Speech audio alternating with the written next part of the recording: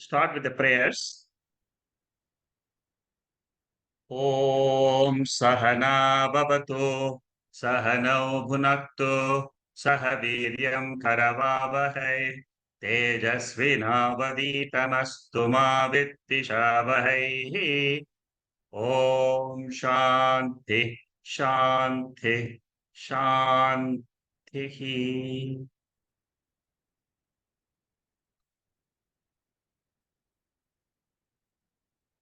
We have completed 35 sessions of the Bhashyam and 5 sessions of the normal Taittiriya Upanishad.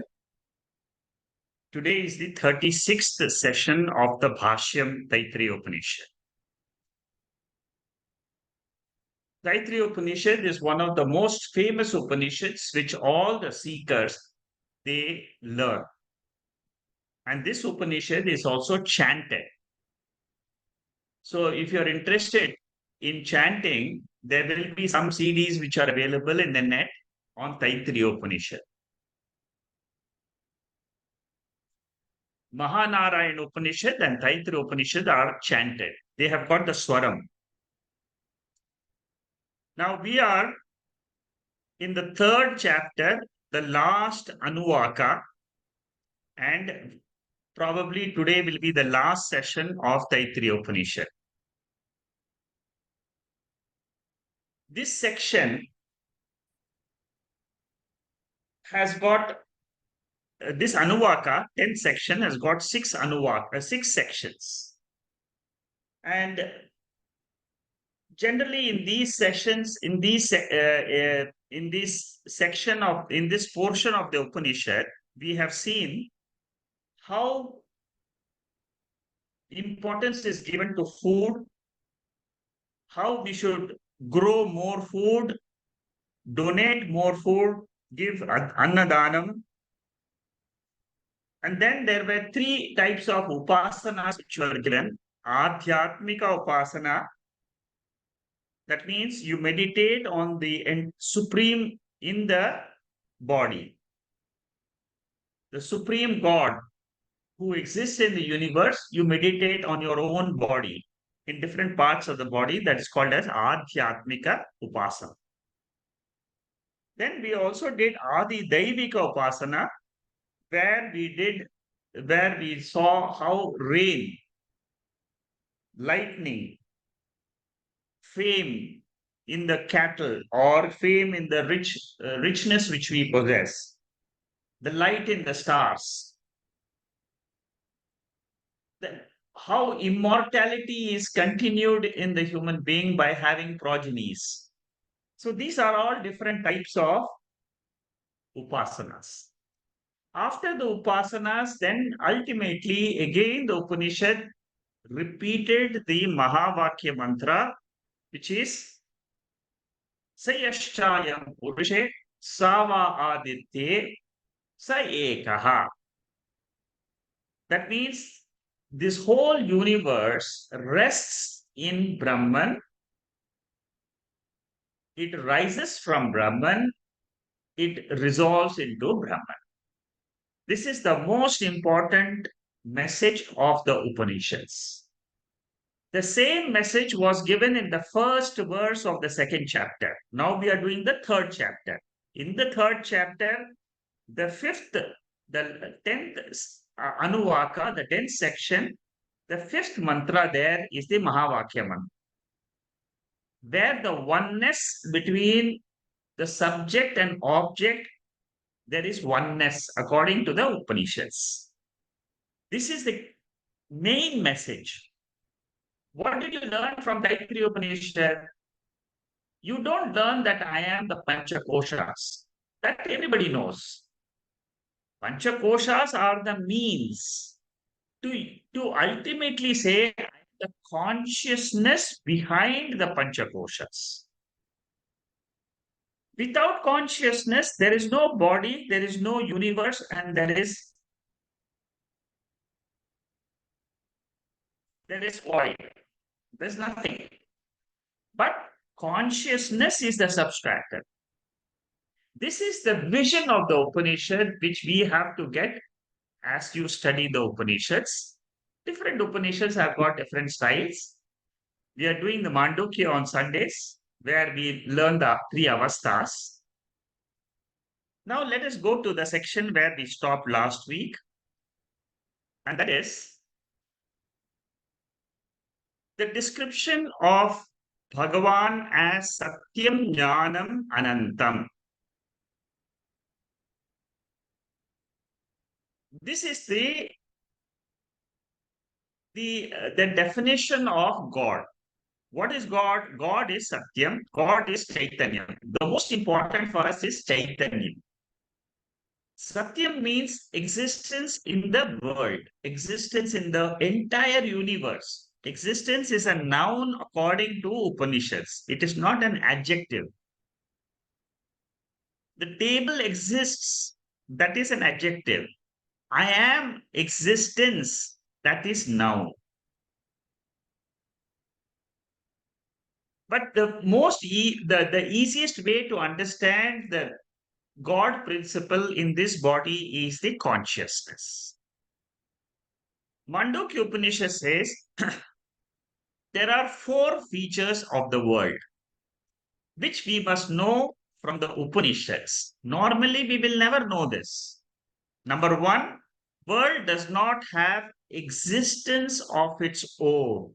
Very, very important corollary, which Mandukya Upanishad very clearly states this. Because on this basis only, Mandukya reveals the pure nature of the jiva.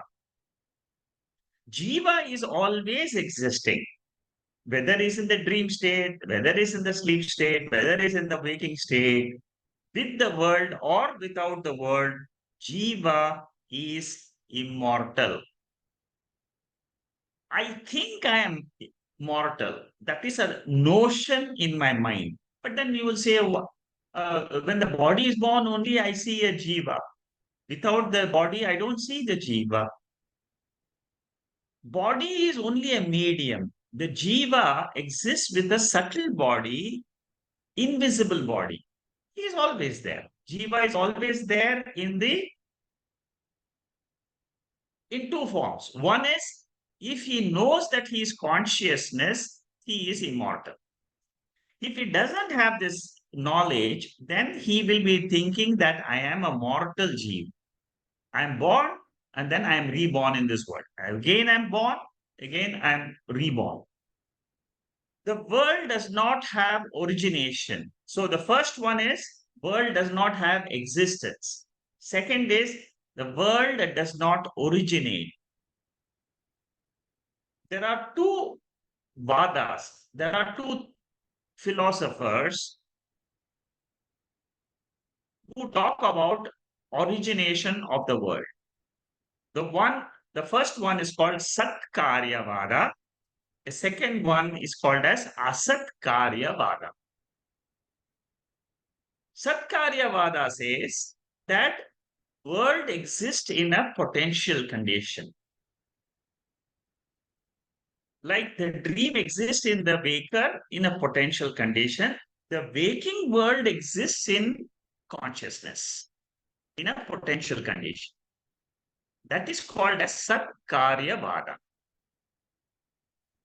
The world is also real and consciousness is also real. That is where they make a mistake. The Satkaryavada. That is the details we will be studying in Mandukya Upanishad. Here, Shankaracharya is just quoting. Asatkaryavada means that the world is a new world all the time. There is no potential condition of the world.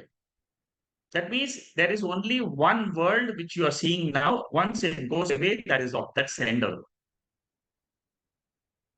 That where does the world originate from? According to Asat Karyavada, the world is beginningless. It is always there.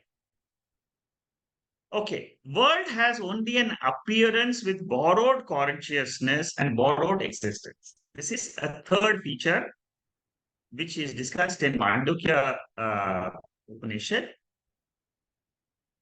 See, the consciousness, sentiency is not a part of the world. It only appears and then disappears in the sleep state. I, the observer, consciousness, that Satchidananda principle, Brahman, which we discussed in this entire Upanishad, that is the one which is lending the consciousness, lending the existence to the world. The universe appears dynamic, but it is dynamic only with the help of that, that principle called as Atma or Brahman. We see dynamism at the individual Sharira level, dynamism at the Prapancha, the total level. Now, this universe, suppose we say, okay, we all understand there is something called as consciousness. Now, that how do I see the world like this? If consciousness is a pure existence and pure in nature, how do I see this world? The Upanishads say that it is because of the power which exists in that consciousness. How can I understand this power? When I go to sleep, I project a dream. Similarly, Brahman, because of Mula, Avidya, because of this Maya Shakti. My Shakti is what? My power is to go to sleep. Brahman's Shakti is to project this world. My Shakti is to project the dream world. Similarly, there is a higher power, a super waker, which projects this waking state. According to the Upanishad, see, these are all the derivations of what the student studies and then derives. Now, we are coming to the end portion, the last section, where the student has realized this Brahman. What is his experience is what is being described here. His experience is, I am everything in the universe. I am the consumer, I am the consumed, because both of them are a part of consciousness. I divide myself, I, the consciousness, divide myself as this experiencer and the experienced world. This is how we have to go into unity. Brahman or Turiyam is one entity. Like the waker is one entity, the whole dream world has got plurality. Similarly, the super waker is just one entity. And that is what we call it as Brahman.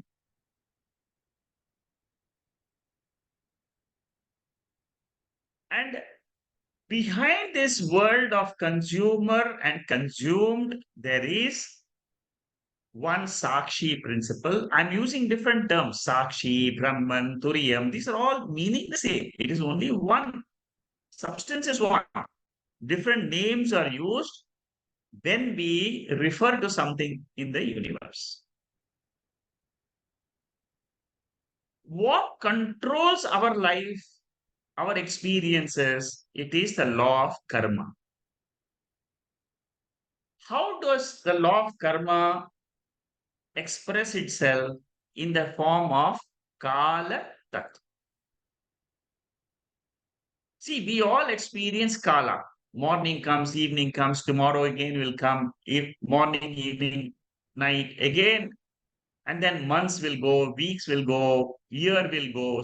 Suddenly we see 5 months of the whole year has gone. So this Kala Tattvan, the time principle, is also a part of the law of karma. At a particular time, you will have a certain experience. It will not be there before, it will not be there after. You get married, you have a child later. What again, the timing of the child depends on the law of karma. So that we get connected with our spouse, with our children, with our guru, all because of some law which connects the whole universe. So there is a controller of that law, whom we call it as God or Ishvara, who puts these jivas together for a certain length of time, for a few years, to exhaust the punya papa karma. So karma phalam is presided by Ishvara. Okay. Without the sukshma shariram, without the consciousness being reflected in the mind, that is what is called as sukshma shariram, we can never have any transactions. This is the way the world is made. There is a karanam and there is a karya. The karanam is this consciousness. When it gets reflected in the mind, the jiva says, Aham, I am there. He feels I am an entity living in this body. Without this jiva, that entity living in this body, there is no use of the world also. So Sthula Shariram contains a Sukshma Shariram, which is the mind. With the help of mind, the sense organs have got the power called as Jnana Indriyas, or organs of action are involved in action, and the Pancha Pranas. The Pancha Pranas are supposed to be the maintenance factor in the body. They keep the body alive. Body is alive till the prana is there, till the breath is there. The moment the prana leaves, the body becomes matter principle. Till then, it is a jiva.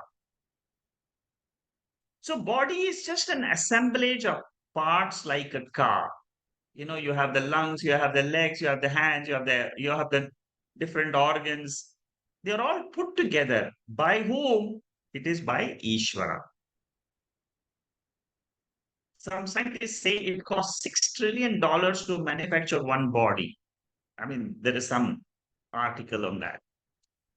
It shows that the body is extremely precious, but we never realize it till we become sick. Otherwise, we are just operating the body. We are ambitious. We want to do things. We never even think that we are the body. Chandogya Upanishad says that annam which we consume gets divided into three portions. The gross portion is wasted, it is thrown out. The medium portion contributes to the physical strength in the body. The subtle portion of the food which we eat becomes the mind, Sukshma Sharira. And this annam, the food which we consume, has a unique power, Shakti. That power is what we use for all our actions, including thinking and working in the world. The glory of that reflected consciousness is it keeps this body alive, pulsating. That is called as Chid Abhasa. See, Chit means ultimate reality. Chit Abhasa means it is a reflection of that in my mind. That is what makes me a jiva. Once I am a jiva, I use a body. I use the body which I've been given by the Lord. And then we act in the world. So Atma lends the existence to the body. Atma lends consciousness to the body. That means both Satta Pradhanam and Chaitanya Pradhanam. That means these two, the fundamental nature of Atma, becomes this entire universe. Shankaracharya gives in the next paragraph how this entire universe gets created out of the subtle body of Ishvara, which is called as Hiranya Garbha. See, like we have a mind, There is a universe, universe is controlled. There is a the body of Ishvara is called as this universe. We have seen that. We have seen that in Taittiriya Upanishad earlier. Now, that Chidabhasa is what is called as the Aham Asmi in this body. That is what is called as the birth of a person in a body. Mundaka Upanishad says that the first born out of the causal prapancha is Hiranyagarbha. And it is this Hiranyagarbha which is a totality of all knowledge principle in the world. Samashti Sukshma Sharira Sahita Chaitanyam Amrita Prapancham. In Brihadaranyaka Upanishad, the universe is divided into Murta Prapancha, Amurta Prapancha. Murta means form. Amurta means formless. So, if you want to describe the world, you can call it as the universe with form and the universe without form. Universe which is limited, universe which is unlimited, universe which is mortal, universe which is immortal. Immortal is the consciousness. That is the only thing which is immortal in this whole creation. The subtle body controls all the 14 lokas. That is what Brihadaranyaka Upanishad says. And before the universe, the Virat form of the universe came in, Hiranyagarbha was there. That means, like we have a subtle body, we have a gross body, we have a causal body. The causal body of the universe is called as Ishvara. The subtle body is called as Hiranyagarbha. The, the gross body is called as Virat. Okay. The law of karma is explained in Bhagavad Gita in this very beautiful verse in the second chapter. Jatasya hi dhro mrityuhu dhrom janma mritasya cha tasmad parihararte natvam shochidi marhasi. Very beautiful verse. And we'll be doing a meditation session on this verse also a little bit later in Sunday classes. This is the proof that there is rebirth. What Lord Krishna teaches Arjuna is, if a person is dying, why are you worried so much? He will be reborn. That is the message which is given here. As consciousness, I am immortal. So if you want to learn how to develop this immortality in your own mind, you have to own up this consciousness as your real nature. That is why I have said that Aham Brahmasmi. I am that pure conscious. Brahman is nothing, but it is just a name given to that immortal self. This immortal self is the source of this entire universe. You see, that is how we should understand. That is why it is immortal. Without that immortal self, without that Brahman, whatever we call it as Atma or Brahman, we should realize this as the core, the center of this entire Jagat. Okay. This is a revision portion in my notes. I have covered most of this. In this next section, so immortality which people seek is in me alone. That means if I want to really be an immortal, where should I search for that? I should search it within my own body-mind complex. But within my body-mind complex, suppose I search, what should be the last thing I should be saying? The last thing is, I am the witness of the mind. The mind is the witness of the gross body. Are you aware of your emotions or not? Yes. How do you know your emotions? I was very happy. I was very sad. I was jealous. I was very enthusiastic. I had a lot of passion. I had anger. I had joy in my life. How do you know? Now these are all uh, the qualities of the mind. But then what sees these qualities? That is what is called as Sakshi or Brahman. That is how you should realize that pure consciousness in your own body mind. I, Atma alone, have become this entire universe is the gist of this next paragraph which we are studying. What we are saying, what Shankaracharya is saying here is Annam is this Brahman, Annadaha is also this Brahman. Jnani wants to glorify this Annadanam as very important in value in life because you get punya. See, many a time, I'm sure each one of you must have got an opportunity to do Annadana. In the Taittiriya Upanishad, especially, Annadanam has got a very big value. See, what happens is when you give dhanam as some charity, it is invisible. The result of that dhanam charity is an invisible result which you will enjoy. It is not a visible result. Suddenly you will find that you have got something good in your life. How did it come? That is what is called as adrishta phala. So when you do dhanam, you get punya phalam.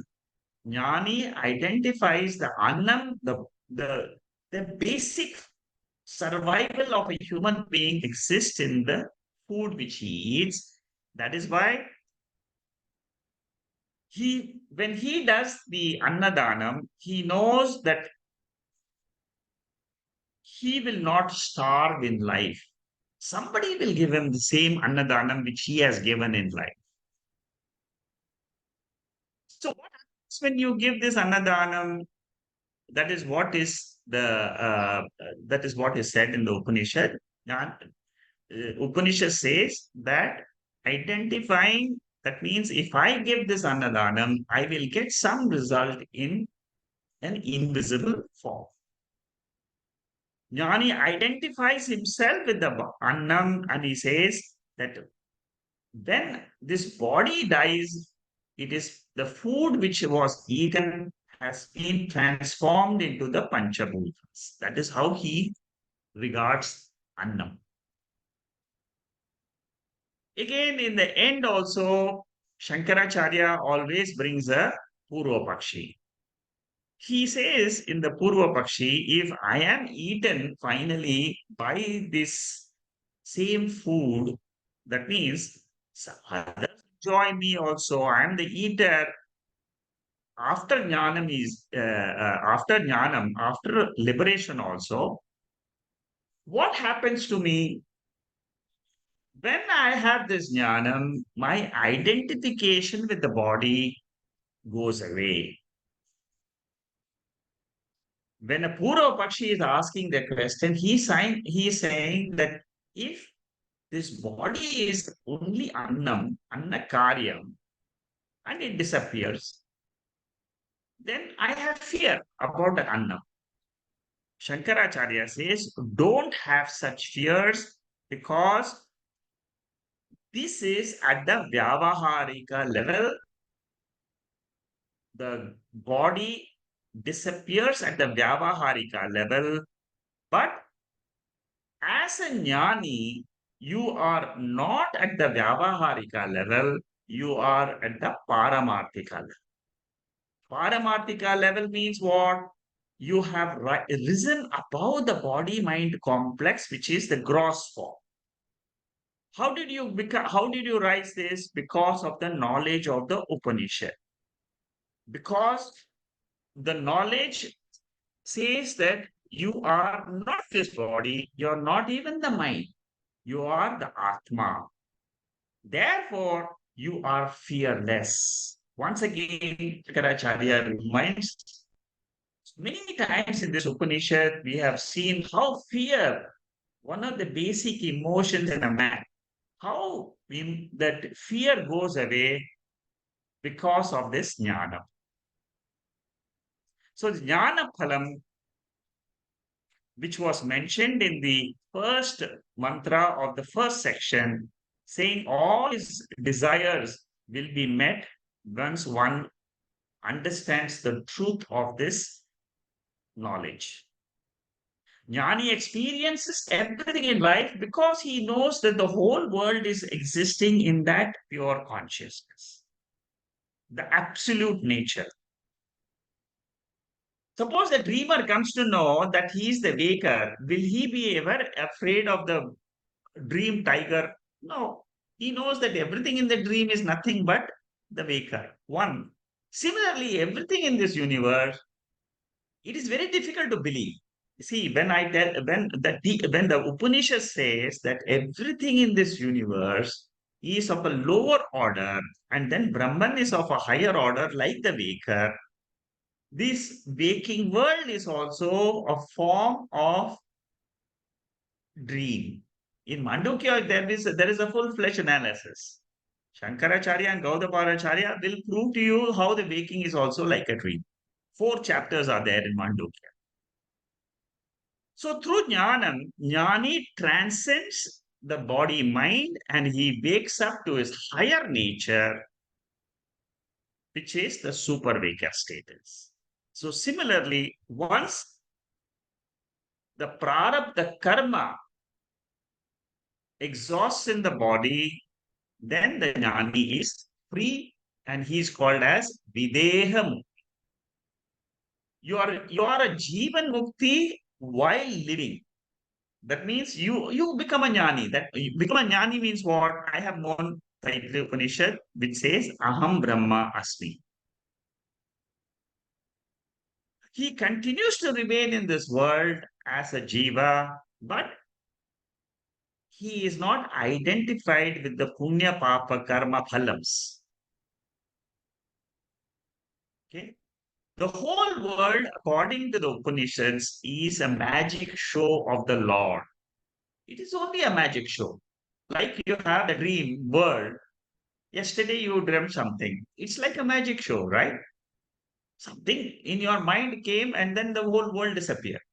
Similarly, is this waking world also, according to the Upanishad, this is a creation of the Lord to make you realize that your own nature is nothing but consciousness.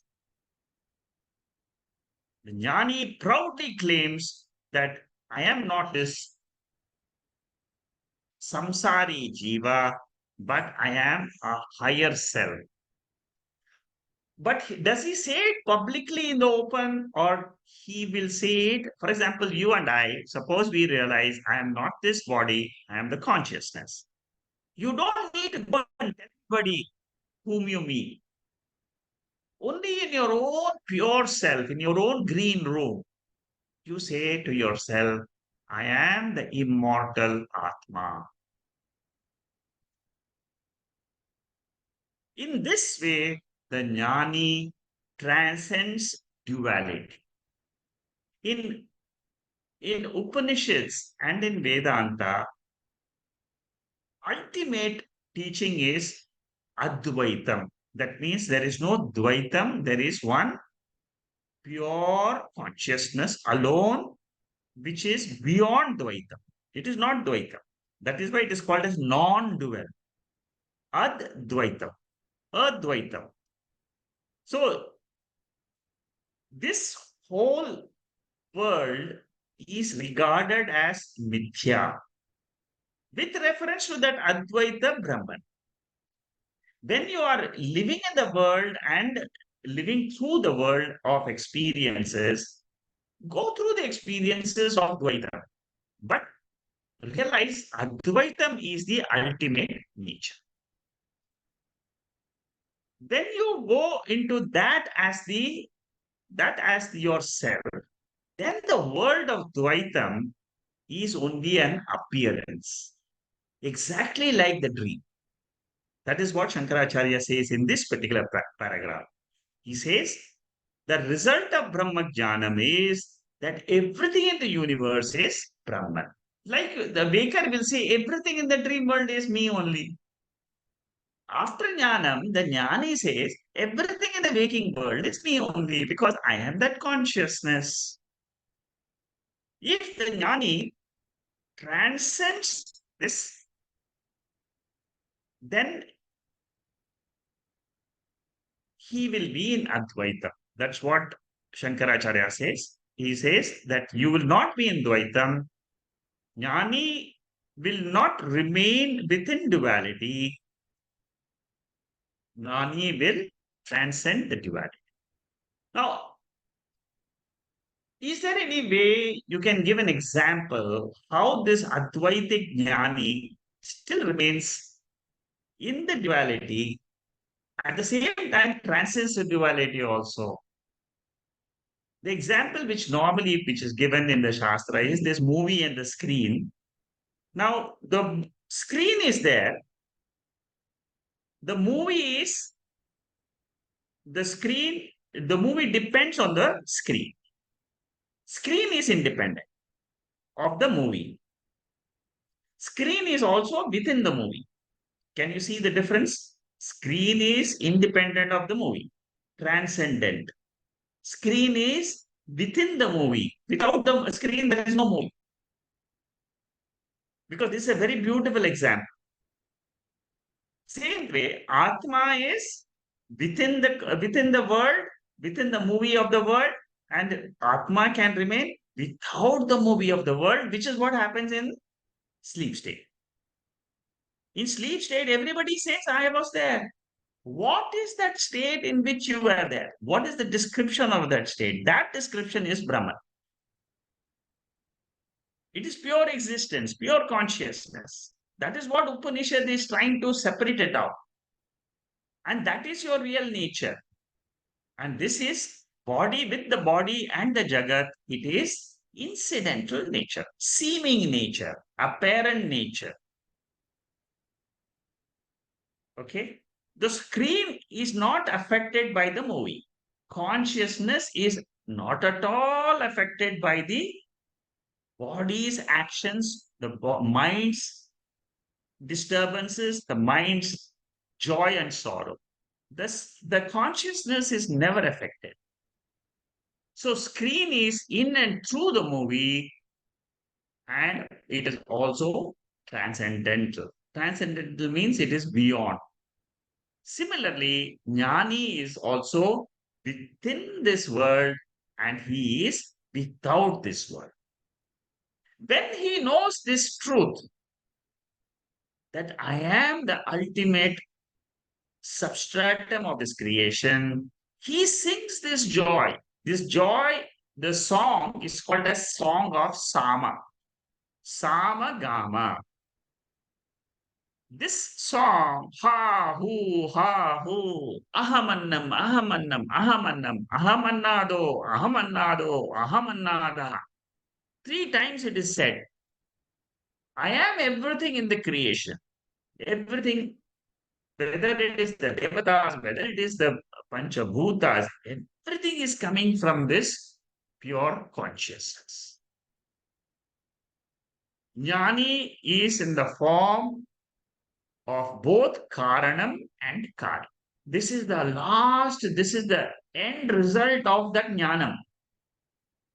See, initially when we started, we said the Panchabhutas, the space, the fire has come from, we have gone through that in the initial phase. Though Anatma was discussed, but ultimately Anatma is negated. Once the Anatma is negated, using the Samada, say, I am everything. Sarvatma Bhava comes only when you know that you are that consciousness principle, independent principle, which exists without the Panchakoshas.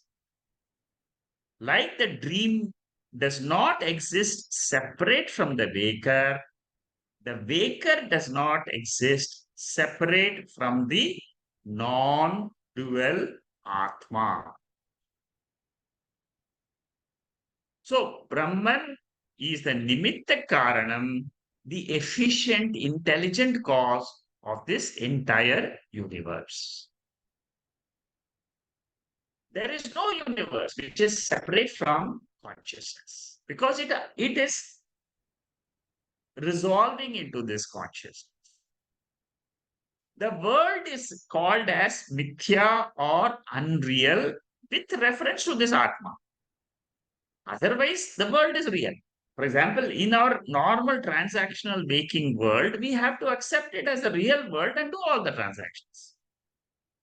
But then, what is the truth? Bhagavad Gita has this beautiful verse in the ninth chapter. Maya tatamidam sarvam jagatapyartha murtinah mastani sarvabhutani nachaham teshvavastitah न च मस्तानि भूतानि पश्य मे योगमैश्वरम् भूतभर्न च भूतस्थः ममात्मा भूतभावनः. These two verses of the Bhagavad Gita explain the immanent and the transcendent principle. This is a very important principle for all students of Vedanta. That is why you must remember these two verses of Bhagavad Gita. And Shankaracharya refers to these verses almost 20, 30 times during his whole Mandukya Upanishad Bhashya.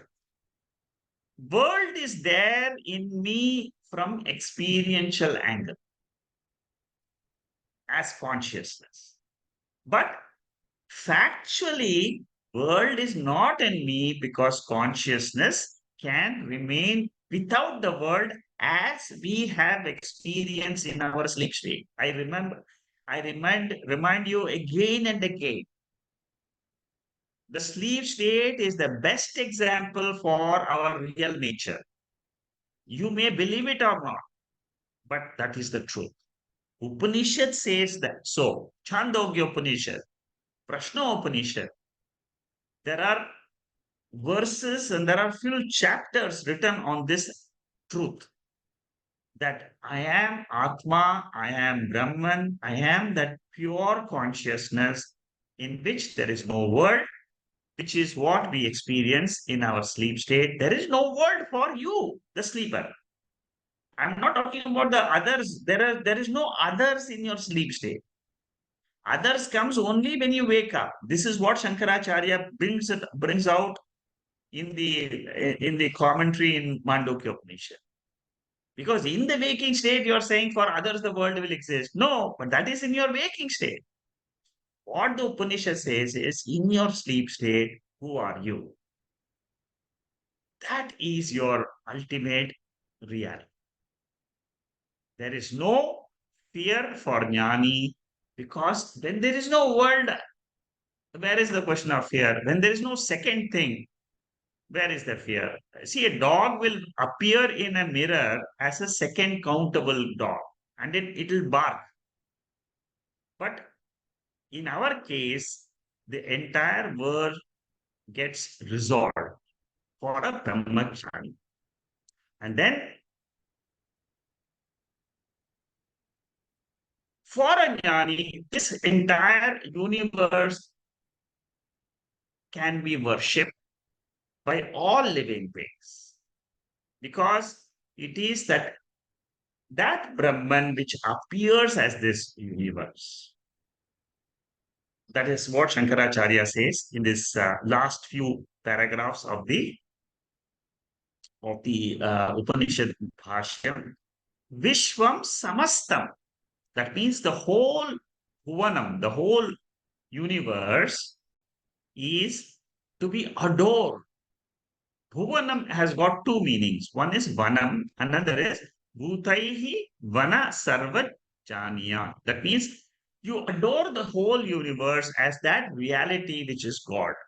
It is a manifestation of God Tadvanam was used in Keno Upanishad also, where it says uh, in the fourth chapter. It comes in the fourth chapter that uh, uh, where Brahman is called as Tadvanam, who is to be worshipped, worshipful Brahman. Why do we have to worship God?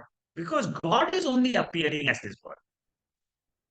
Suppose you say, no, I don't believe in God. That means you don't believe in the world also. So you meditate on that pure consciousness which is appearing as this universe, and in which the whole universe gets dissolved in pralaya. This Chaitanya Swarupam is like the Surya Prakasha, Swayam Jyoti. You see, it is self-evident. There is nothing, you don't need to do anything. You don't need anything in the universe to illumine your Atma.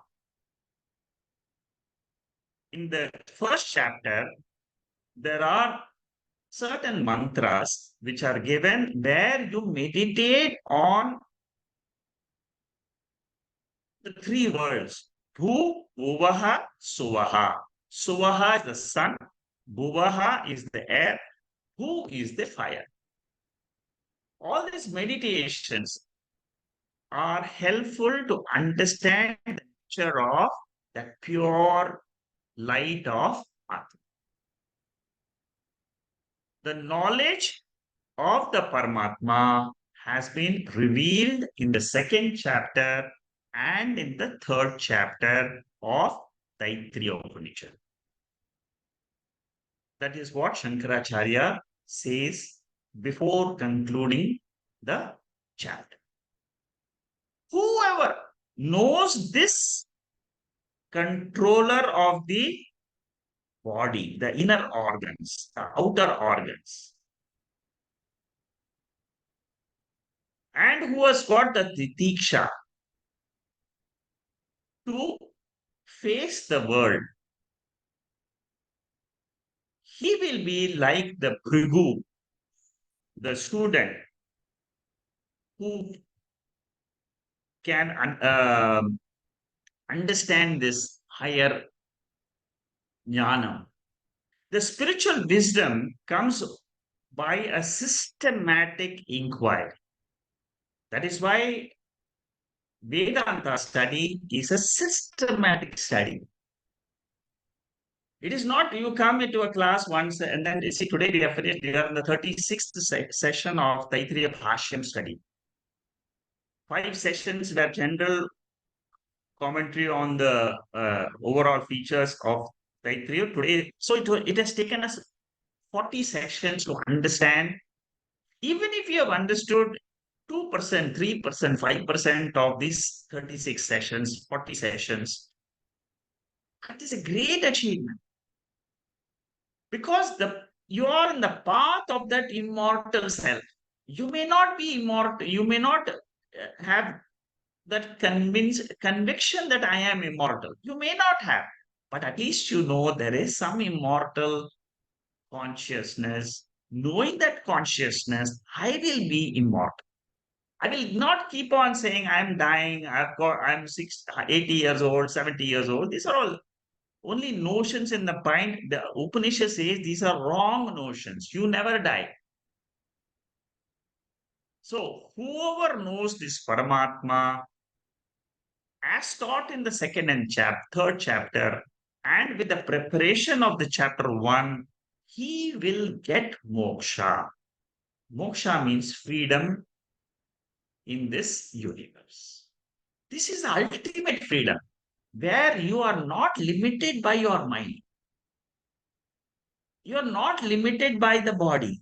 You are the limitless Atma Chaitanya. This Upanishad has given me the self knowledge which has resulted from Shanta, Danta, Uparama, Titiksha, Samadhanam, Shraddha. These were all the qualities which I gathered slowly and slowly. to get this spiritual wisdom. I may not have all the qualities in 100% way, but because I have some amount of these qualities in me, I have been able to study this Upanishad and I am on the path of immortality. With this, the Upanishad teaching is over. The third chapter of Taittiriya Upanishad is over. Before I conclude today's session, I will just go through just a summary what we studied. Three chapters in this Taittiriya Upanishad, they are called as three Vallis. The first Valli is called as Siksha Valli. The second Valli is called as Brahmananda Valli. The third chapter is called as Bhrugu Valli. There were 9 sections in the first chapter, 9 sections in the second chapter, 10 sections in the third chapter. What is the main theme of this chapter? Jnana Yogyata Praptihi. In the first chapter, what are the qualifications I should develop was mentioned in the first chapter, even though I have not done the first chapter, but just to give you an idea of what the first chapter uh, consisted of. It basically uh, it consists of few things. About six. Basically, it consists of six main things, and I will try to give you just a gist of what it contained. The first chapter, yeah, where we didn't do it, but what it contains is the following six topics. The first topic in the first chapter is it talks about the individual, that it is I, the Jiva, who am identified with this body and mind. I want to study the Upanishad so that I can stop identifying with this body as me. And in order to do this study, I have to approach a guru. That is the first advice given in the chapter 1. Second thing which is taught in the first chapter is I should develop a right relationship with others. Right relationship with others means what? Others are also the same Atma principle like me. That is the second advice given in the first chapter. The third advice given is I should do right actions. That means punyam actions, meritorious actions in life.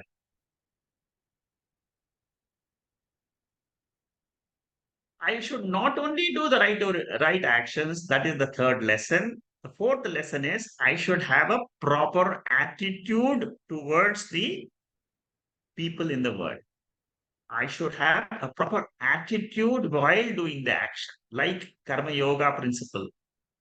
Ishwara Prasad Buddhi and the Ishwara Prasad Buddhi and the proper attitude while doing the action. Then the fifth area which the first chapter discusses is the laws of charity. If you give charity, what will happen to you? The punyam will come to you. The last lesson which is taught in the first chapter is that there is a duty to follow in life. Wherever you are, you should follow dharma, you should follow your duty. These are the six main features of the first chapter. It is all preparatory features. It also talked about various meditations on the Panchabhutas, like the sun, like the earth, like the fire. There are different upasanas taught in the first chapter. Now, we don't have time to do those upasanas. We all are generally following these six principles of the first chapter. Therefore, I didn't take that in too much of detail, which is the Siksha Valli. In the first chapter, there is one mantra which is very popular, and that is section first chapter, section 4. This mantra called as Medha Suktam.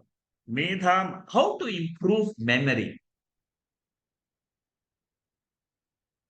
So, if you want to improve your memory, learn this verse by heart.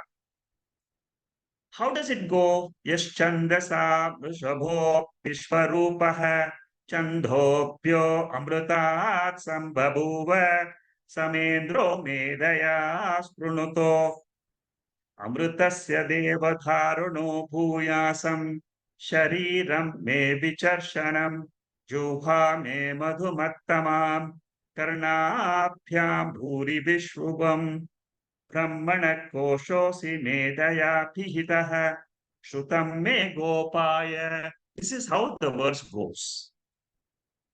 Okay, this is for those people who are interested in the improving the memory.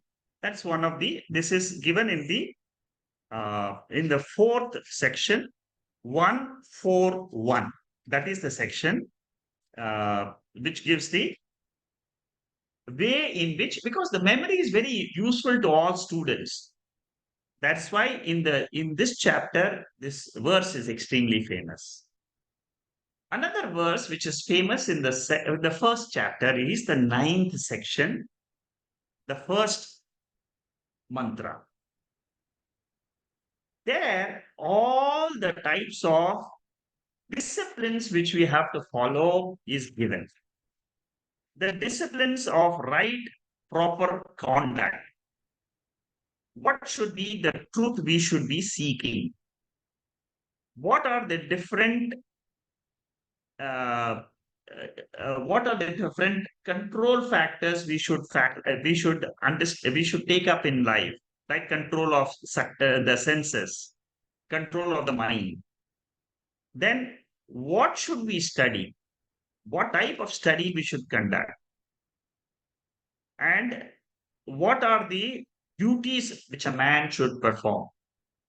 All that is given in one mantra, which is this ninth section, the first mantra. ऋतं च स्वाध्याय प्रवचने च सत्यं च स्वाध्याय प्रवचने च तपश्च स्वाध्याय प्रवचने च तमश्च स्वाध्याय प्रवचने च शमश्च स्वाध्याय प्रवचने च अग्र्यश्च स्वाध्याय प्रवचने च अग्निहोत्रं च स्वाध्याय प्रवचने च अतियश्च स्वाध्याय प्रवचने च आनुषं च स्वाध्याय प्रवचने च प्रजा च स्वाध्याय प्रवचने च प्रजनश्च स्वाध्याय प्रवचने च प्रजातिश्च स्वाध्याय प्रवचने च. So this is the way it goes. Very beautiful part of the Taittriya Bashyam. The other things which we have studied in very big detail is the second chapter, which is Brahmananda Valli, where we studied 9 Anuvakas. This is where the central portion of the Upanishad was taught. I will go into the next slide, which will give you a little bit more detail. Bhrigu Valli is 10 Anuvakas, which we have just completed. It is a story form. So Siksha Valli has these 5 topics. This is a different format from what I gave you earlier. Here the format is Shanti Pata is given that what in the first chapter and in the 12th section, Shanti Pata has given Shanno Mitro Shanvarunoha, that portion, that is the mantra. That portion says it is a prayer for achievement of the goal, removal of the obstacles.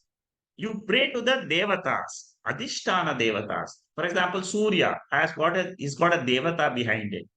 The prana, which we breathe, has got a devata. The jnana indriyas, which we have, has got a devata. Karma indriyas have got a devata. So we pray to the devatas. Devatas means it is a power. So when you pray to those powers, you will get those powers. So there are some purva janma doshas which we have, which gets cleared when we do this prayer. These are all invisible obstacles. Karma yoga, upasana yoga is the topic in the first chapter. Mahayajna, Sadbhavana, these are all the qualities which you develop when you do Karma Yoga. Upasana, there are 5 types of Upasana which is mentioned. For people who want to meditate, they can look into this section. Samhito Upasana, Vyakruti Upasana, Hiranyagarbha Upasana, Pankta Brahma Upasana, and Omkara. The most popular is the Omkara, where it says Sarvam Omkara iti. The whole world is nothing but Om. Then when I do homas, when I do some rituals, the fire rituals, what are the 4 benefits which I get from the fire rituals? Dhana prapti, I get wealth. Shuddhi prapti, mind becomes pure. Jnana prapti, with the help of a pure mind, when you study, you get the jnana. Because Atma Jnanam you cannot do with an impure mind. And then it also says in the first chapter that you get plenty of students to teach also. Suppose you become a teacher, you get students also who come and learn from you. Then the first chapter talks about japa sadhana, omkara japam, om, om, om. Either you do vachikam loudly through your mouth or manasa. Manasa means in your mind you chant om, om, om, and that will give you physical fitness, mental fitness, and intellectual fitness to study the Veda. Okay, so that is the beauty. The whole first chapter is in this 5 topics. Anybody who wants to study any of these areas can go and expand and read the Upanishad mantras. Commentaries are also there. The upasana is meditation is mainly meant for chitta ekagrata and chitta vishalata. Your mind should become focused. Even this is very useful in your day-to-day activities. Suppose you are working as a teacher in a school and you are conducting a class, or so at that time you need to focus on your what you want to teach, or you are a scientist working in a lab. You need a focusing ability, and you need chitta vishalata. You should be able to think about anything in the universe at one short moment. That is called as chitta visharata. Especially when you do the Bhagavad Gita meditation of the Vishwarupa Ishvara meditation, you develop that quality of mind. Brahmananda Valli, the second chapter, consisted of 9 sections. Sutra Bhaga means capsule form. Vritti Bhaga means elaboration. Vyakhyana Bhaga, brief statement, is the Vritti Bhaga, and Vyakhyana Bhaga means elaboration. Sutra form was mentioned in the first Anuvaka, and also in the Vritti Bhaga was mentioned in the first Anuvaka. The remaining 8 Anuvakas are elaboration of what has been taught in the first mantra, which is a very, very famous mantra of Taittriya Upanishad. Brahma Vida Apnoti Param, that mantra. First section, second chapter, first section, first mantra. What does it say there? It says that the knower of this Brahman attains the highest. He attains the infinite. Infinite means you attain the immortality. You're not affected by time. As consciousness, you have dropped the world. And you know how to remain as immortal. That is why these upasanas are very useful. And you can get a feeling, I am free. That is why moksha is a drishta phalam. I repeat again and again. Moksha is a drishta phalam. Samsara is also a drishta phalam. Today I feel I am caught up in this body. I am this mind. I am this body. I am living in the world. All this is called a samsara. I am not in this body. I am the consciousness, which is the substratum of this whole creation. That is the knowledge which is given in the Upanishad. Very, very beautiful Upanishad. If you have understood these 35 sessions, even 5%, 10%, you would have got a gist of that essence in you. Three questions were asked. What is definition of Brahman? What is definition is called as Lakshanam. What is the method of knowing Brahman? Brahma Vedan Akaraha. What is meant by attaining the highest? Paraprapti Phalam. So these are the three questions of a seeker. And the Upanishad gives those three answers. What is the answer given? Tadesham yuktam satyam jnanam anantam brahma. What is Brahman? Satyam. It is there in three periods of time. You are always Brahman. You are always consciousness. Before the birth of the body, after the death of the body, you will still remain as this ever immortal consciousness self. Where do you try to learn this knowledge? Where do you get this knowledge? Yo Veda Nihitam Gohayam Parame Vyoman. You get this knowledge in your intellect. You can claim this knowledge in your intellect. Soshnute sarvan kaman saha brahmana vipaschiteti. The third question. What is the phalam? I get all my desires satisfied because you say that there is nothing called as the world which is full of desires. That desire is only momentary, incidental. You learn to live without desires. That is what is called as the Brahma Jnana Phal. Very so beautiful is this second chapter. You can again and again, suppose you want to revise Taittiriya Upanishad. What should you do? Go and read this section first, the first mantra. Try to understand Shankara Bhashyam of the first mantra of the second chapter. Again and again, Satyam Jnanam Anantam is my nature. What is Satyam? What is Jnanam? What is Anantam? That is the ultimate takeaway from this whole Upanishad. Third chapter was about Bhrigu, which contained 10 anuvakas. This is what we took up now in the last few, or five, we took about 8 or 10 sessions.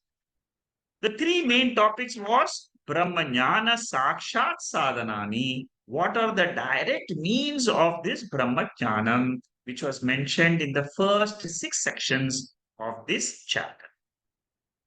What are the Sahakari, the indirect means of Brahmajnanam, which are the qualities which you have to build up, like sadhana chatushtaya sampatti, vivekaha, vairagyam, mumukshutvam. These are the other sadhanas. If you have these sadhanas and if you are able to do karma yoga upasana, you will get these qualities and you will, with the help of these qualities, what do? Ultimately, you get the jnana. So 7, 8, 9, 10, 4 verses, 4 anuvakas or giving this means of Brahmajnanam. The fruit, the phalam of this study is moksha. That is mentioned in the fifth and the sixth section, the 10th Anuvaka, fifth and sixth section, which we completed today. Okay. Now, this is what uh, is a gist of the three chapters of Taittiriya Upanishad. Okay. So, with this, I complete the Upanishad, and next week we will start Kathopanishad. For those who are interested to join Kathopanishad sessions, you will be given a link in the WhatsApp. Please press the link. Automatically, you will be enrolled in the for the next class, because I will be circulating the videos of today's session. With this circulation, the group which was formed for this study of Taittiriya Upanishad will be closed. There will be no more. Uh, there will be no more messages which will come to the WhatsApp group for the Taittiriya Upanishad. We'll close that group. We'll be starting a new group, a new WhatsApp group, because many people may not be interested. Many people may have done Katho. Some people may would like to join Katho Upanishad because they have not done, they had done Taittiriya Upanishad. So I will be sending a link, and if you are interested to join the Katho Upanishad will not be a Bhashyam class. It will be a regular class of the verse by verse Kathopanishad. Uh, I have already finished so far Kaivalya Upanishad, Keno Upanishad, Mundaka Upanishad, and Taittiriya Upanishad. Four Upanishads have been finished for this group of Saturday sessions. The next one will be this the Katha Upanishad. Mandokya, many people are already doing it, which is the sixth Upanishad, which is on Sundays. The balance four Upanishads are Chandogya Upanishad, Brihadaranyaka Upanishad, Aitareya Upanishad, Prashna Upanishad. These are the four remaining Upanishads where we have to learn. Uh, Hopefully, I will take Prashna Upanishad with the Shankara Bashyam, perhaps after the Taittiriya Upanishad. Okay, so in case you have, with this, I'll finish today's talk, and I have announced next week is the Kathopanishad. The same link will be there. The same Zoom link will continue for the Kathopanishad also. And in case you need the notes, you see, I'm circulating video, I'm circulating the notes of the class through the WhatsApp. Now, in spite of this, if you, for some of you, if you still need the notes by email, then you will have to know, inform me, because that email group which was there for will also be stopped. There will be an email group where if you need, so one of the questions which you have to answer will be, do you need the notes and the class videos by email? If you need it, we will include you in the email group for circulation of the notes. Uh, in the WhatsApp group, we will anyway put it, because many of the people, they always request for their WhatsApp videos and the notes. So you will get the notes and this thing. In spite of this, if you need an additional thing of the email, by email, in the form which we send to you, you please mention that. If you have any other questions regarding Taittiriya Upanishad, you can ask me at the end of the session today. And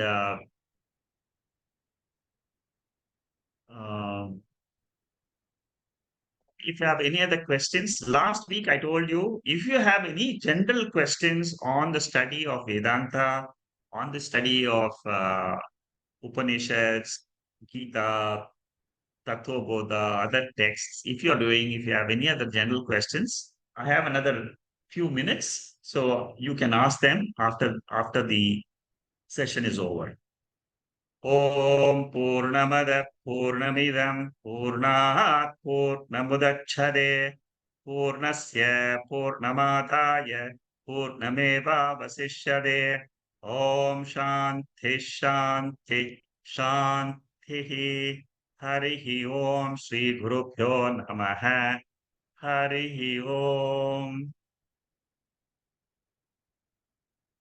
Manikandan is asking, like Vesti Sukshma Sharira components like mind, Buddhi, Chitta, and Ahankara, along with the five Jnana Indriyas, five Karma Indriyas, what are the components of Hiranyagarbha Samashti Sukshma Sharira? Okay.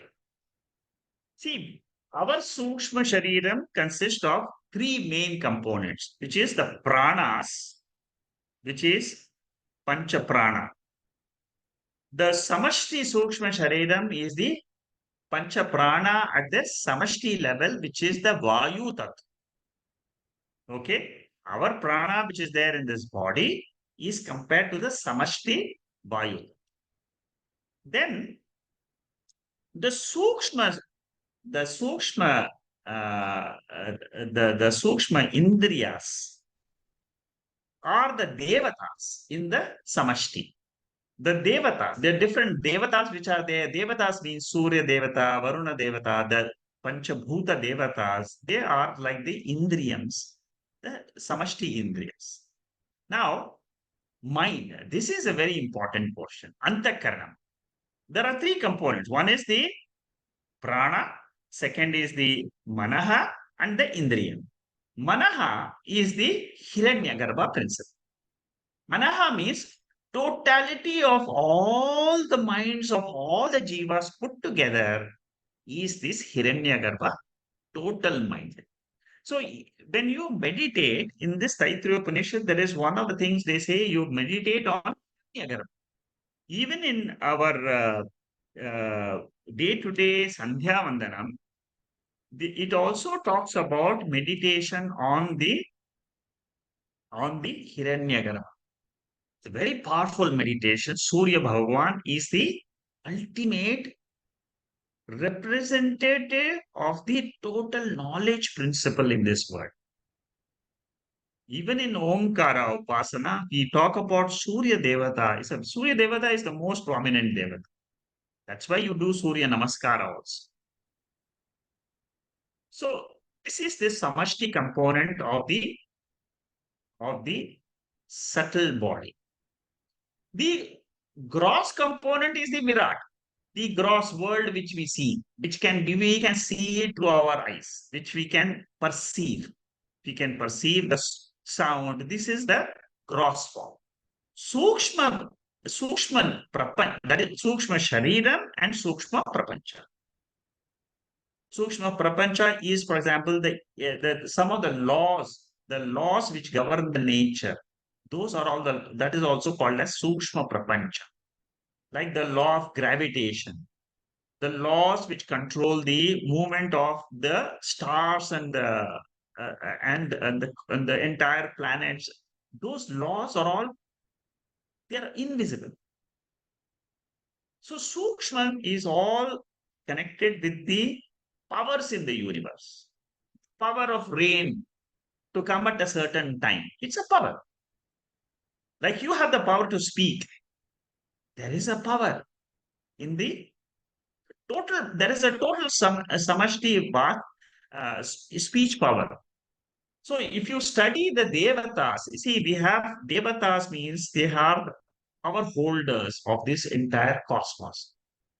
There is a tremendous order in this world. In this cosmos, there is tremendous order. That order is called as the Sukshma Prapancha. I mean, you just see the order of this world. Sunrise, sunsets at the same time every day. The planets move, the earth moves at the same speed, at the same, and you just study cosmology, you will be amazed at this power of this Brahman. Brahman is the invisible portion of this universe.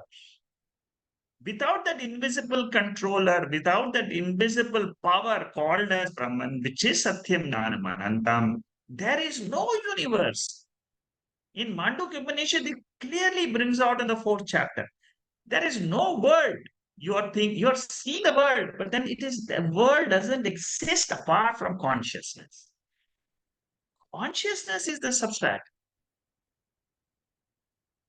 It has got a very powerful logic. You come to Mandukya Upanishad study, learn the fourth chapter, and then you will tell me that this waking state is nothing exactly like the dream world. How? You come and learn the logic in chapter 4 of Mandukya.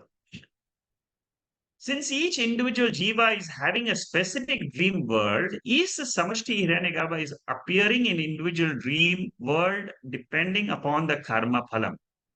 Yes, in a way, okay. See, our dream world, there is a controller for that. See, our dream world is controlled by our mind, but our mind is controlled by Hiranyagarbha. Hiranyagarbha is controlling indirectly your dream world.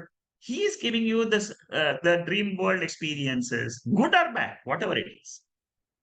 He's the one who is giving you the dream world experiences. He is the one who is giving you the waking world experiences, joy and sorrow.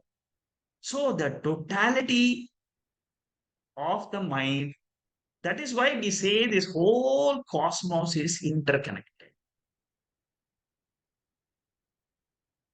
As you learn the Upanishad, you will admire this connectivity. How the dream world comes, how the waking world comes. Such a great power is this Maya Shakti of Ishvara. Okay. So Manikandan, have I answered your question? Any doubts here?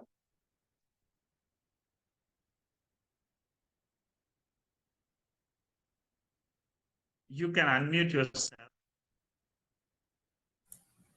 Thank you, Secretary. Very clear now. Okay, Just good. continue. Yeah. The casual body also the same Yeah, principle causal like body. Yeah. yeah. Here also the total mind, you can say, before it comes to the sukshma stage, it is in the causal state. So here Exactly. also the individual and the uh, Total. samasti They merge. total, yeah, it will get merged. Correct. So the power of individual and the power of the total also will be merged together in that case. Exactly. See, what happens is when you look at the causal body, what is the causal body? The causal body means causal prapancha.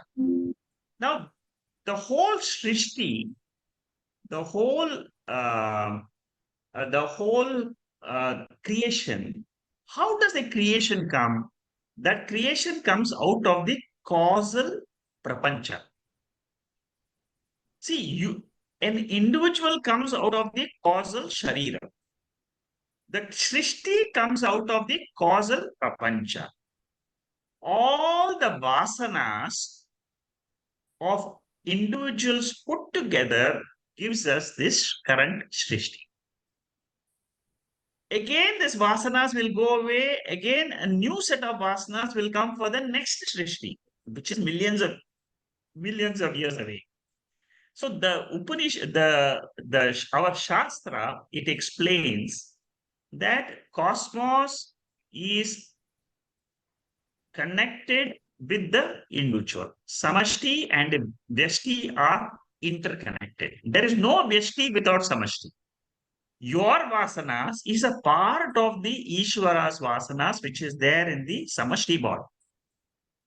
That is why you are connected with your parents. You are connected with your siblings. They are all part and parcel of the total vasanas of the world.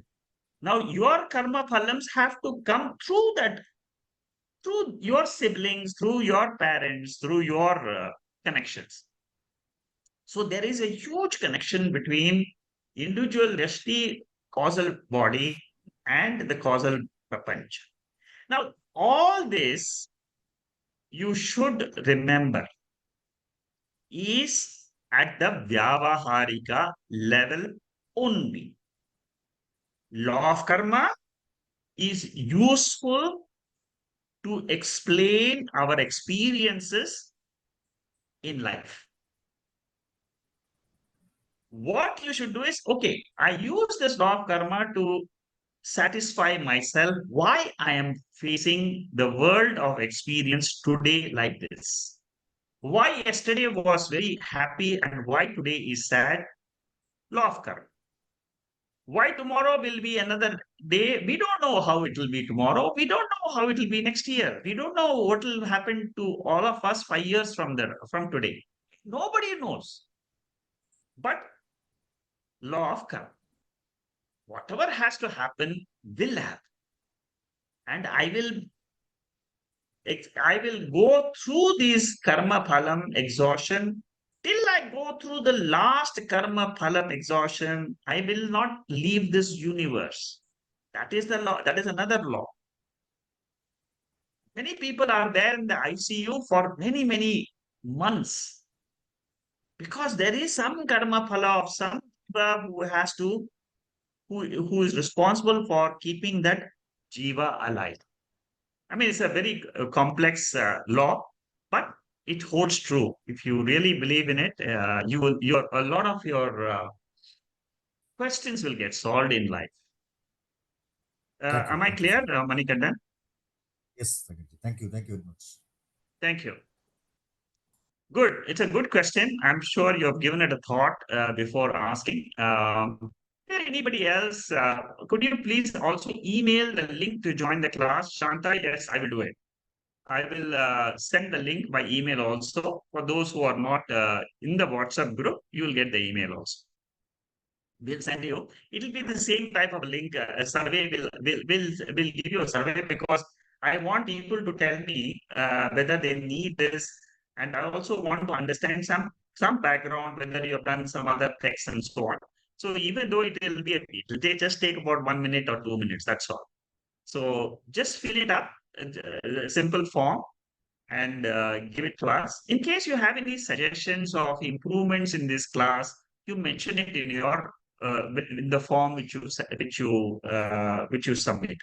There will be one column where we will ask you your suggestions. If there are some things you want us to do, because I receive so many suggestions. I mean, through emails, WhatsApp. But anyway, we try to see what we can. Uh, I will also include one more thing, if it is possible. If one or two of you are interested in, see, I get a lot of these people who are junior seekers. They are just entering. They want some help uh, from people like you who would like to assist them in the study and things like that, just like a mentor. If you are interested to become a mentor, please pick and say, yes, I would like to be a mentor. I have not started this so far because the responses are quite a lot. And then, uh, I also was wondering how to select the right mentors for each person who comes in. See, through the website, I get a lot of seekers who are new to the seeking. They want to learn Vedanta. They want to learn Tattva Bodha. But then they need some guide.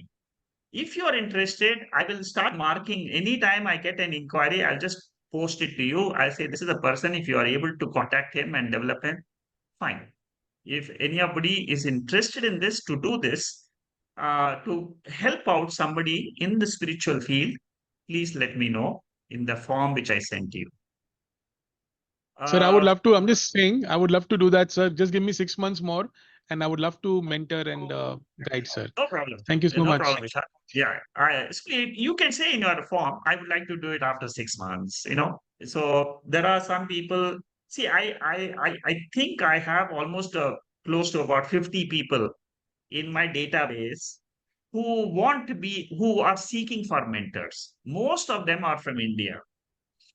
The problem is also how you will contact them. And as a mentor, what you need to do is just speak to them once a week. That's all.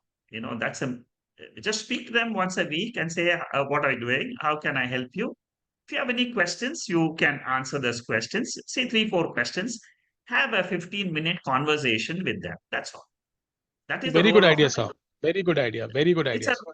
yeah, it's a role of a mentor. You are just helping somebody. Okay, fine.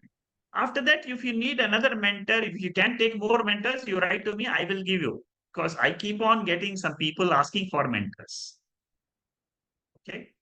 Uh, okay. So, is there any other questions or any other points? Yeah, Shama, you are raising your hand. Anything? Shigaji, Hari Om.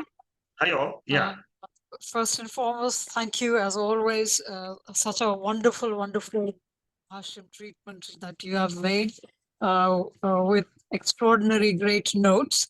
So I feel grateful for that. What I just wanted to check with you that, you've almost sold Brahma Vidya, as the highest kind of an aspiration any individual would like to have. There is no doubt about it. At this point, it's such a great conviction, total, that if there is anything to aim for, it should be Brahma Vidya.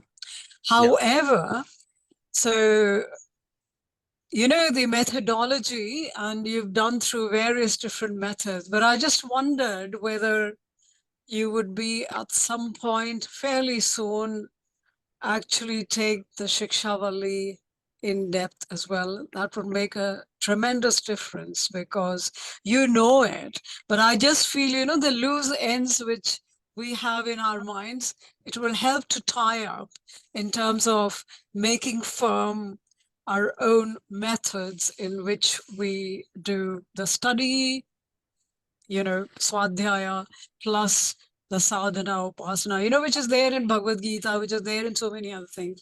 But the way you've explained the Shikshavali summary today, I thought it would be such a great thing, just because you've given the whole outline, Yeah.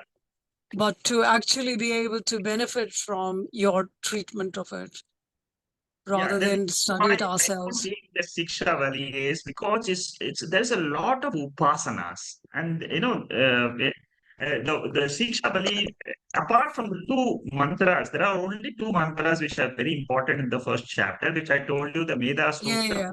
and And the and the Swadhyaya section. yeah. Apart from these two, the rest of the Upanishad, the main portions of the Upanishad is basically Tattva Bodha. Like you develop the Acha. quality. Okay. It is purely only Tattva Bodha. What, which is a special portion there in the Taittriya Upanishad, the first chapter, is the meditation, which, in this group, I know that 99% will not do the meditation which is given in that, which is taught in the first chapter. For example, I'll tell you what the meditation is. There is a meditation which is given in the first chapter, the fifth section, the sixth mantra. It gives you a summary of all the meditations which is there in that chapter. And it tells you meditate on Bhu, Bhuvaha, Suvaha, Mahaha. These are the four, these are called as Vyahruti in Sanskrit. Now, what you meditate on these four, there is a group of 4 times 4, 16. Okay. Now, what are the 16 elements of this meditation? The Bhu, you meditate as 4 things. As the world, as the fire, as the Rig mantra, and as the prana. Then the Bhuvaha, you meditate as the sky, as the Vayu Samashti, then Sama Veda, and the Apana in the individual. See, it takes the 4 Vedas, and it says Bhu is Rig Veda, Bhuvaha is Sama Veda, Suvaha is Yadur Veda, Mahaha is Om. Okay. Now, similarly, Bhu is the 3 elements. Fire element, Bhuvaha is the air, Suvaha is the sun, Maha is the moon. Then at the individual level, you meditate the bhu as the prana, Mhm. the bhuvaha as the apana, suvaha as the vyana, and mahaha as the food, which is the nourisher of all the three Mhm. of the three of the prana, apana, and vyana. The food is the nourisher. You meditate like this. So this is the essence of these are the meditations which are taught in the first chapter. And that other mantra which I told you about Swadhyaya and Ritam Taswada, that particular portion, if you understand the meaning of each of those words, it should be Uh-huh. enough. So, I will definitely try myself. So this Bhur Swaha Maha, 4 things. This is slightly different than what is there in the Gayatri mantra, Bhur It is the same. Swaha. It is the same. Uh-huh. It is the same Om Bhur Bhuva Swaha. Mhm. It Okay, is that 4. is why Om. it's Yeah. called as Jahritis. It is not connected with the Gayatri mantra. It is a portion outside the Gayatri mantra. Okay. The Om Purva Swa, even in the Gayatri mantra meditation, you can use Mhm. this. Okay. Okay. And You it's can say that, somehow putting the Samashti Vyashti together. yes, putting the Samashti and Vyashti together is Yeah. the job of any meditation. Okay. Okay. Mhm, mhm, mhm, mhm. Whenever you try to meditate, you bring one element, you bring Surya Bhagavan and say that Surya is in charge of the energy in all the lokas. So that's fine. I shall study on my own. If I have problems, I'll bother you. Yeah, sure, of course, no problem. You can ask me. See, unfortunately, I have not got in Mandukya, I have developed a book of Shankaracharya's Bhashyam alone, which I have got a book where I have circulated also, where the Bhashyam alone is there. You can go through the Bhashyam alone if you are interested, only the Bhashyam You, translation. you have not circulated that, have you? No, no, it's there in the notes. It's the part of the notes, it is there. It is a In book of, it's a book of all the Bhashyam, translations of Bhashyam of separate. each mantra. That means I Uh, think there are 400 verses or 400 paragraphs of of the Bhashyam. I uh, have uh, I have spent a lot of time collecting those and put it in a form of a book. Suppose uh, you are saying you don't want to refer to the notes and you want to know directly from Shankaracharya what he discussed for each of this one mantra in Mandukya. What did Shankaracharya say? Suppose you want to only know that. mhm, So I have a book which you can read and you will know. You don't have to go through all the notes which I have. The notes is a very lengthy affair because mhm, it explains each paragraph the Shankara Bhashya. But mhm, unfortunately, I have not done that in Taittriya Upanishad.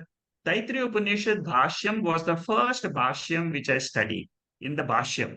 In the area of Bhashyams, mhm, Taittriya Bashyam was the first Bashyam I studied. But after the study of the first Bashyam, I learned a lot of things as to how to study Bashyam. In the first Bashyam, I didn't know. But after that, how to prepare the notes, which book to use for the study of Bashyam, the Gita Press books on the Shankara Bashyam are the best. So it gives you in Hindi, it explains in Hindi, it English, explains in Sanskrit. So if you're interested in Taittiriya, the first chapter, and you can read Hindi, Hindi, I you can. go you go through the first chapter, the Hindi translation Okay, of okay, okay. Wonderful. So thank you. But am I right in understanding that if one had to pick up just one Upanishad, which will be Mandukya. more or less complete, Mandukya, Mandukya. Nothing else you need. Just Yeah, but- Mandukya. Well, And Mandukya is, of course, the core. What I'm saying is, in terms of like, you just imagine a sadhaka, or upasaka or sadhaka, whoever, who is trying to approach there. So here you've got the ultimate description of Brahma Vidya. How does it connect with the whole Jiva Jagat Ishvara, that triangular format? So you're in a very good place, you know. Of course, Mandukya Upanishad, because ultimately is the avastha or conscious awareness, which is the crucial thing for any sadhaka. There it definitely is the core thing. But overall, for still, I consider I would myself still a still beginner. say Taittriya Upanishad or Kathopanishad. Acha. Okay. Kathopanishad has also a very beautiful way of conveying the same essence. Mm-hmm. See, uh, I'll tell you why Mandukya is famous and why it is so special. Mm-hmm. See, in none of the Upanishads, it comes out so clearly, logically. Acha. Mm. And what is, see, the truth is the same. In Mm-hmm. Kathopanishad also, we are going to learn that the world is mithya. In Taittiriya also, through the Panchakoshas, after the Panchakoshas, what we are saying is the Panchakoshas are only an appearance, it is mithya. Mm-hmm. Mithya means it is available for appearance. Mm-hmm. And look at the way Lord has constructed this world. He has constructed the world of Panchabhutas. Now, the Panchabhutas have got has got the power to manifest and unmanifest, and presided over by what? By consciousness. The Lord Mm-hmm. is the consciousness. Panchabhutas are His creation, and such a beautiful creation it is. All our bodies are only Panchabhutas. Now, uh, the clarity of in all the Upanishads, it will say Brahma Satyam Jagan Mithya. That means the Mm-hmm. world is Mithya, Brahman is Satyam. But in Mandukya, the beauty is it takes our experience of the state of experience, Mm-hmm. which is never possible in all other Upanishads. Absolutely.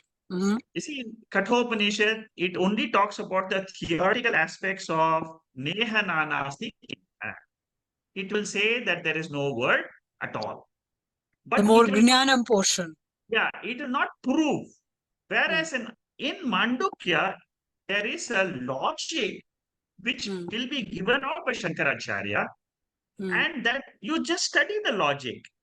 Mm. See, I'll give you just a simple example. In the 4th chapter of Mandukya, Shankaracharya just takes the debate of how two groups of Buddhism they debate on the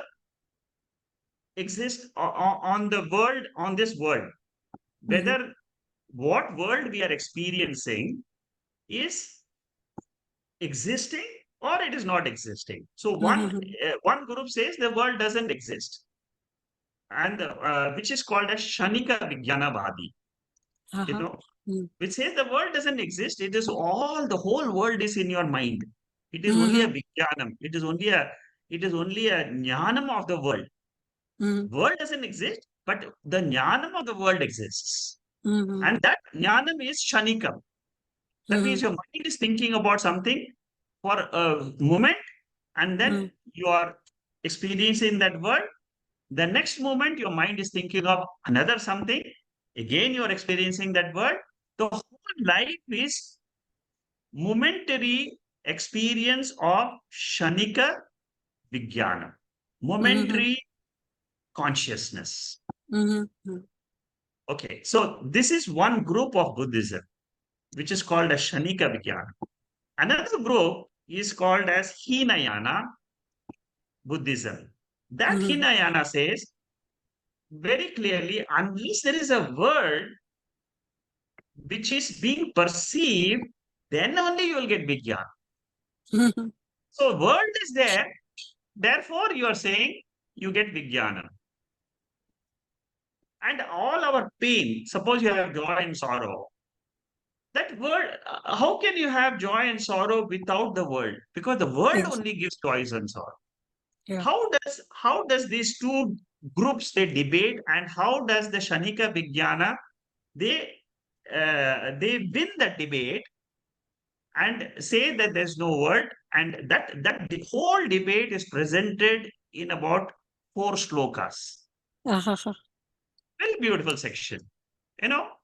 Yeah, and So very Gaudamadacharya, true. Mm. he takes the Advaitin, he sides with that Shanika Vijnanam. Whatever Shanika Vijnanam is saying is true.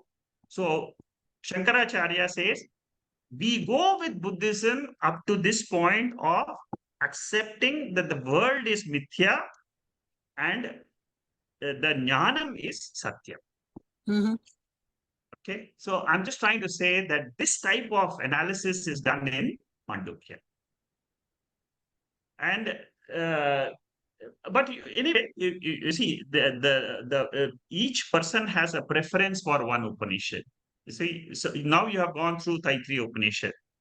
You may like Taittiriya. Some people will say, I want to go in depth of Taittiriya Upanishad itself.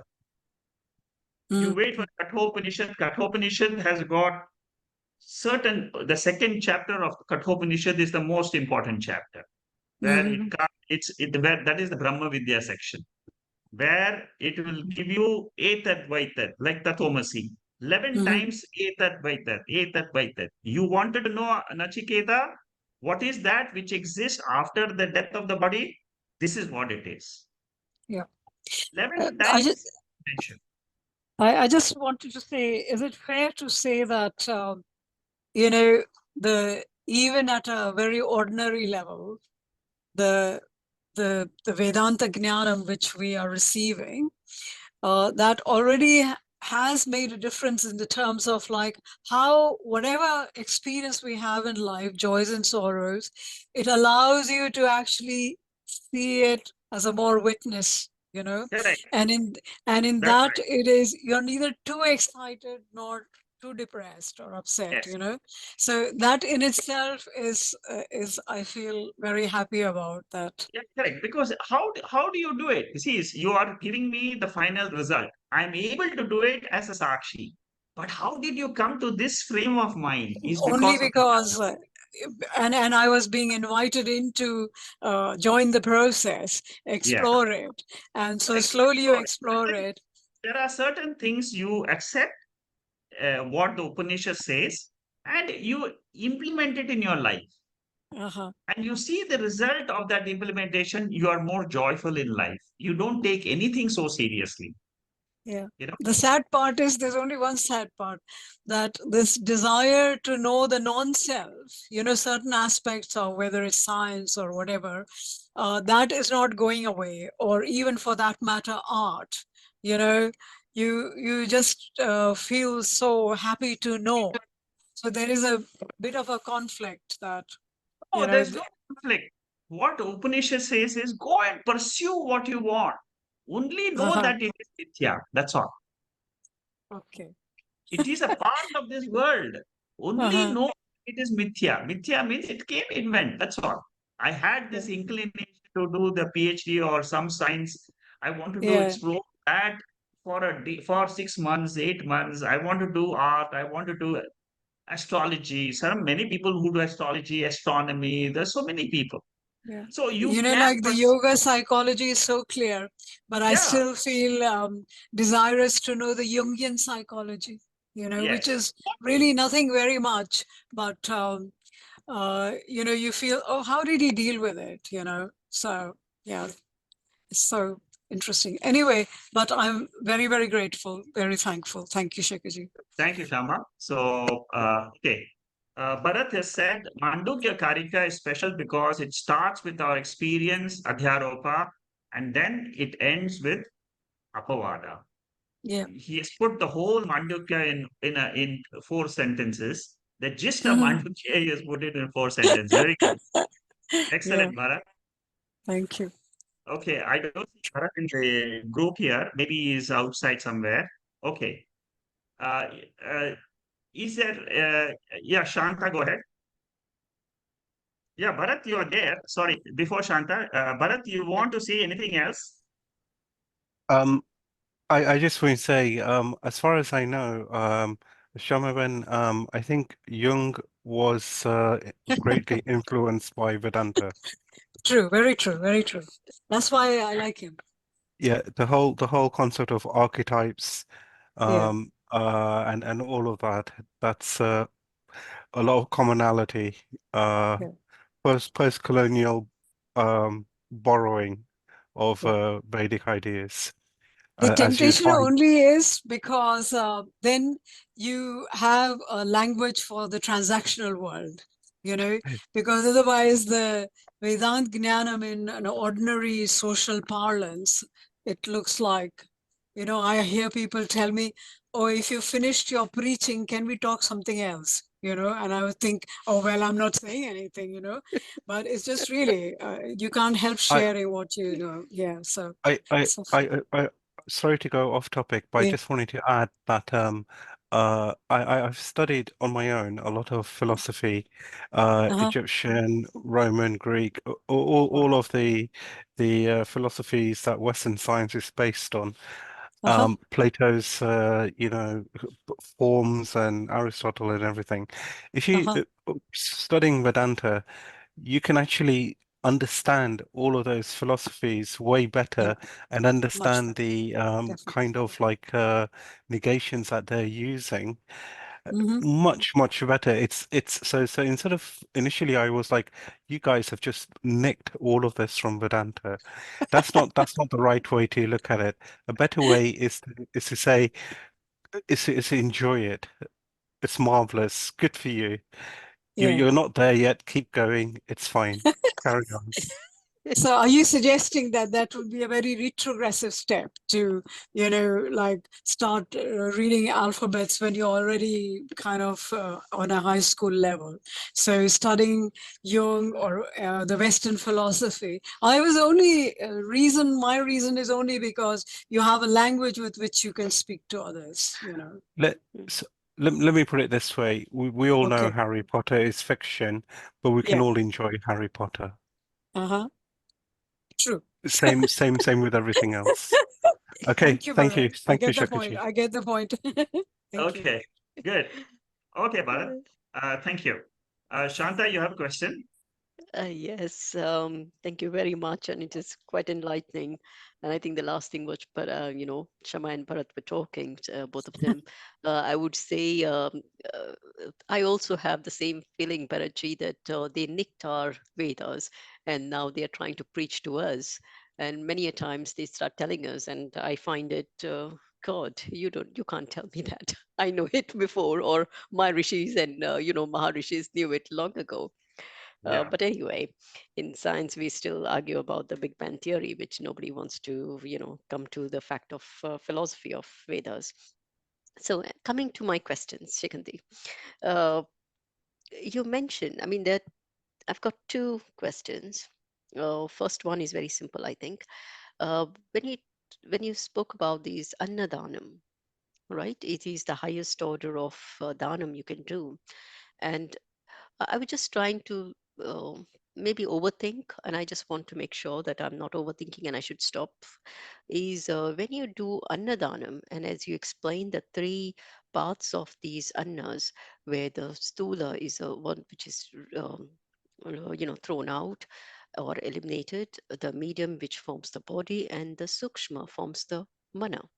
correct. So when we do the annadanam, uh, is it that uh, that sukshma form which you're sharing or you're giving away to somebody, that actually is a connection which is formed, and therefore you are connected to the Hiranyagarbha indirectly. I don't know, am I overthinking about it? Because that is why that danam becomes more valuable than just giving money, or I don't know. Correct. That's right. You're right. You see, basically, what in the Veda, what it says is you get punyam. Now, Mm, what type of punyam we get, we don't know because it's mm, invisible. Mm. So it could be possible that there's some connection between Hiranyagarbha, between the subtle body and so on. You can come out with Yeah, many yeah. No, because you theories. mentioned about this Adrishya Phalam. That is where I started Yes, it thinking, and is that's why I Adrishta thought Phalam maybe it's because it is punyam. You see, it gives you dhanam, gives you punyam. mm, And what type of punyam, how punyam will come to you, in what way it comes to you is completely adrishtam. unknown. No, there Yeah. is nothing, uh, you may have done annadanam in this life, but you may get your result in the next life also. Mm, It is possible. mhm, So, like Taittiriya Upanishad clearly says, annadanam is a very, very important aspect of spirituality. mhm. And I've never seen this in any other Upanishad, uh, as much as it's been mentioned in the Taittiriya Upanishad. That you mentioned. Okay. No, because in our family we have this very big thing for Annadanam, and right from my grandmother's time, or great grandmother's, this Annadanam is the biggest thing which we do, and we believe. So I'm now learning it in Taittiriya Upanishad. It just connected me, and then I was trying to think why our family for generations have been thinking, was that any Yeah. connection? Okay. Mhm. So my next question is regarding um, when you mentioned about this, when you're sleeping, right, you are in the Advaita form because there is no Jagat there. Okay. But when you wake up, sorry, I just need to check what I've written. Okay. So in the in the sleep state, there is no others, Correct. right? No There is others. nobody. Yes. And so you are on your own. Yes. You're alone, and you alone exist Correct. in that sleep state. And this so-called others appear when you wake up Yes. or when Only you in are the in your waking dream. state, you're talking And the about dream, others. yeah, Yeah. even in the dream for that matter, because Yes. in the dream Yes. also you have Dvaitam. Yeah. So my question is, when we are in the sleep state, that time, although the so-called world exists for others, because I might be waking and somebody else is sleeping, I don't exist for that person at that time, right? So, how is my waking world, that is projection, and that person is in Advaitam, he's in Advaitam and I'm in Dvaitam, right? Because I'm awake, I'm seeing the world, whereas the one who's sleeping is in Advaitam. So, how does that reality actually reconcile into one? Because um, when you become a jnani, oh, I'm just thinking now aloud that I will be in Advaitam mode all the time, right? Because I see everything as Advaitam, and even the Jagat which appears will be for me a projection. So, how does that connect, or how do you actually merge the two? Is my question. So, when Okay. you wake See, up, what the merger yeah, comes with the knowledge that Atma or Turiyam is only a mm, light. It's only a mm, spiritual light which illumines the three states. It mhm. is not connected with the three states at all. It illumines Okay. the three states as and when they rise. For example, there is a sleep state which is totally a different realm of, it's a different phenomena. It's a different realm. It is at Mhm, the causal level. Then mm, there is a subtle level, which is mm, the dream world, which is again, it is being illuminated by Atma. The mm, spiritual light is the connecting factor, which is eternal. From that mm, point of view, when you look at that spiritual light which illumines it, when you see the other three worlds, waking, dream, sleep, mm, as something which appears because of some reason, and it is not eternally there. mm, What is eternally there is this spiritual light which illumines those three worlds. This mm. aspect comes out very clearly in Mandukya. Again and Okay. again, Shankaracharya explains this phenomena Mm, that even in the fourth chapter of Mandukya Upanishad, when these two people are arguing and saying that there is what ultimately exists is this consciousness. Because, you see, he goes by our experiences. What is our experience? I'm experiencing this world right now, which is the waking state. But I myself am going to sleep. Forget about everybody else. This others and all that, you don't get confused. Others will come only in the waking state. Yes. Others are also there in the dream state when you see others as part of the dream. Yes. See, for again, this statement comes very often in Mandukya Upanishad. For a dreamer, dream world is not a dream; it is a real world. Mhm. For a waker, the waking world is not a dream; it is a real world. Mhm. For a waker, the dream world is unreal. For the super waker, the waking world is Okay. so Right. don't come out and ask the question of others or something. Come out of that state. Mhm. You look at the state as a totality and ask all the questions related to that state. The moment you come, that means you are woken up to the higher state. Suppose you wake Yeah. up to the consciousness state. I'm now telling you that consciousness is the highest state where there is no world. Mm. All the worlds are mithya. The waking world is mithya. Exactly like the dream world. When you wake up you say the dream world. Everything in the dream world is mithya. So similarly, when you wake up to the consciousness level, and this consciousness is not something very far away and all that. It is me only. Within us, yeah. It is Yeah, me that only. is It is what I I only. just want It is to yeah, that is what I just wanted to say, because when you are in the sleep state and you are in the, you are in the Advaitam form, right? Because nothing exists, neither dream, nothing exists. You alone exist. And is that not alone existing is Brahman? Is my question now. it is.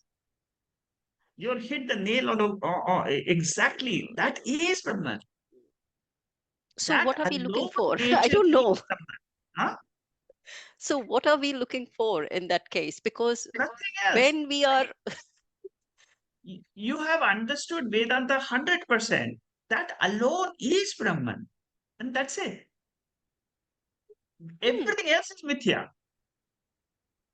yeah, because because what I think is, as you know, I think in Mandukya Upanishad, when it says that when I say I have had a good sleep, who's that I? And that is that I when that Advaitam exists, or when in my dreams, deep sleep, and that Advaitam, at that time nothing exists. So therefore, there is nothing called me and the world and me and others. So is that the concept of Advaitam? Exactly. You got it. Hmm. That is what is called as That's a Turiya. eureka moment for me now. Sorry. But try and think about this again and again. Then it will Hmm. become your conviction. Hmm. And Okay, thank you. uh, Yeah. yeah, okay. Anybody else has a question?